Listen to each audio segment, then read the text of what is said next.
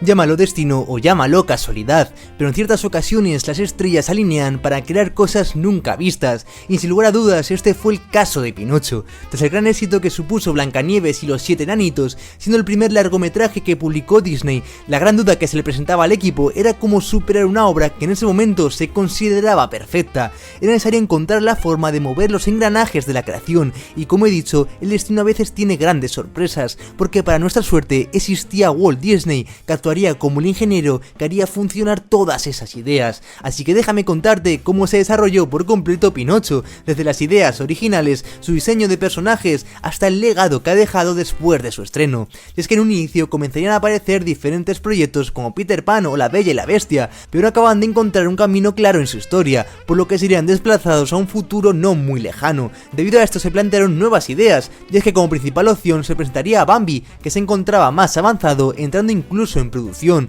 donde Walt Disney traería ciervos vivos a los artistas para que pudiesen conocer con exactitud la anatomía de estos animales y conseguir ser lo más fiel al material original. Pero para lograr esto se necesitaba mucho más tiempo del que disponían. Walt se encontraba en este momento en una encrucijada, las ideas se amontonaban en su cabeza, pero ninguna llegaba a ninguna parte, hasta que un día a su oficina llegaría desde tierras italianas un pequeño libro que le daría la clave del acertijo. Cuando se animó a leer este cuento infantil llamado Las aventuras de Pinocho, Walt encontró la historia que tanto tiempo andaba buscando, pero por desgracia para nuestro creador no sería una tarea tan sencilla. La historia original presentaba un gran desafío a la hora de plasmarla en una película destinada a los niños, y es que su protagonista no se parece en nada al que vemos en la cinta final. En el libro original, Pinocho era un niño realmente desagradable, que no tenía ningún interés en aprender de sus errores, por lo que ahora el objetivo sería crear al personaje desde lo más profundo, dejando atrás esa arrogancia, por lo que para convertir a un simple títere de madera en un personaje con alma, sería necesario algo imprescindible en cualquier ser humano,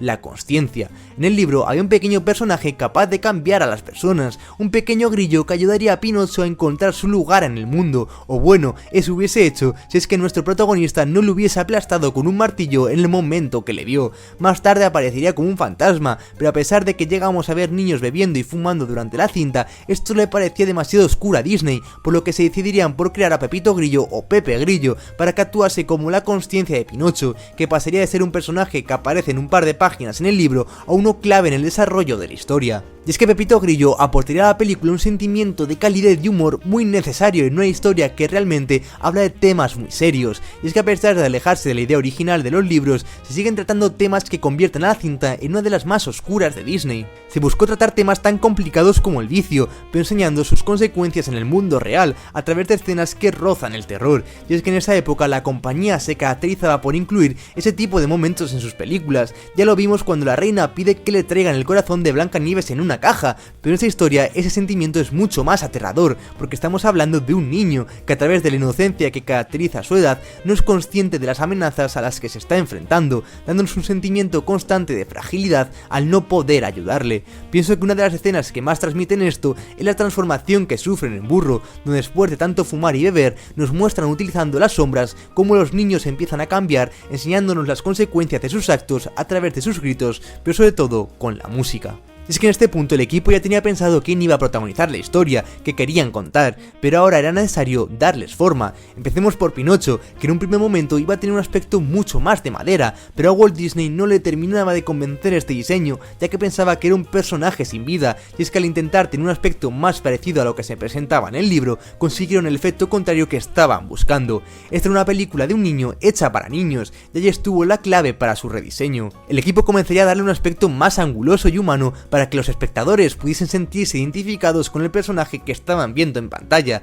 pero le agregarían detalles como pequeñas bisagras en las extremidades para que siguiésemos recordando que es un muñeco de madera. En este punto ya se había establecido darle una historia diferente a Pepito Grillo, así que su diseño también tenía que cambiar. No podías mantener su aspecto insecto tal cual, así que el equipo creativo ideó diferentes versiones con el objetivo de mantener la anatomía de un grillo, pero que no asustase a los niños cuando lo viesen. Con todo esto en mente, decidieron darle un aspecto más humano, basándose en Cliff Edwards, el actor de doblaje que le daría voz, donde finalmente llegaríamos al diseño final, que solo se parece a un grillo en el nombre, porque se cambió por completo a lo que se mostraba en el cuento original. Ya en este punto tenemos al protagonista y su consciencia, pero ¿qué creéis que le falta aún? Pues una figura paterna. Aquí comenzaría el desarrollo de Geppetto, donde la idea estaba clara, tenía que ser un personaje hogareño que te diese paz cuando estuviese en pantalla, así que inspirándose en los enanitos de Blancanieves, se planteó un diseño muy parecido a Feliz, el enano que más se acercaba a la personalidad que estaban buscando, pero finalmente, siguiendo el planteamiento que hicieron con Pepito Grillo, le cambiaron la apariencia para que se asemejase a su actor de doblaje,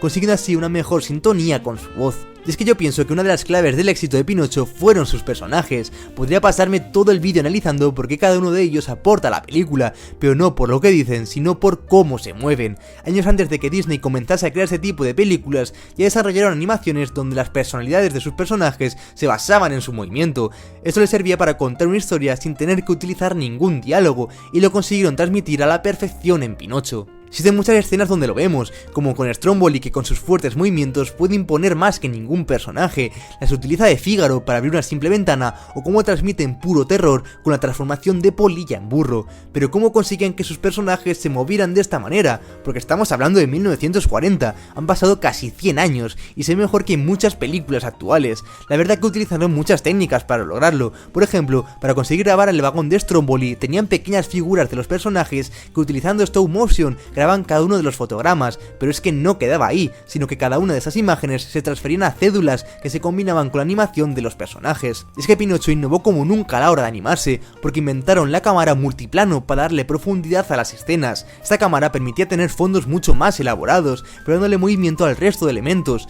Para que os hagáis una idea, podemos verlo a la perfección en la escena donde presentan el pueblo, donde hay movimiento tanto laterales como de profundidad, consiguiendo un efecto de cámara que hasta ese momento nadie antes había logrado. Es que la magia de Pinocho siempre pensaré que viene de su movimiento, pero esto no sería nada sin lo que transmite el sonido y la música que lo acompaña. Y es que para esta película Walt Disney quería crear sonidos que nunca habían sido escuchados en una película. Le dieron sonido a todo, desde los granos de arena, las diferencias que hay entre dormir en una cama o bajo el agua, e incluso le dieron un sonido distintivo a la magia, que sería utilizado en futuras películas. Y es que no lo digo yo, porque Pinocho tiene el mérito de ser la primera película de Disney en ganar un Oscar en las dos categorías musicales, mejor banda sonora y mejor canción original. Y es que tenía el mejor para conseguirlo, porque Lee Harlin, que llegó a Disney en los años 30, ya había trabajado en cortos como La Tierra de la Música, donde consigue transmitir todo lo que dicen sus personajes únicamente con sonidos, y lo podemos ver perfectamente representado en Pinocho. En este momento Disney tenía claro que la película tenía que ser un completo éxito,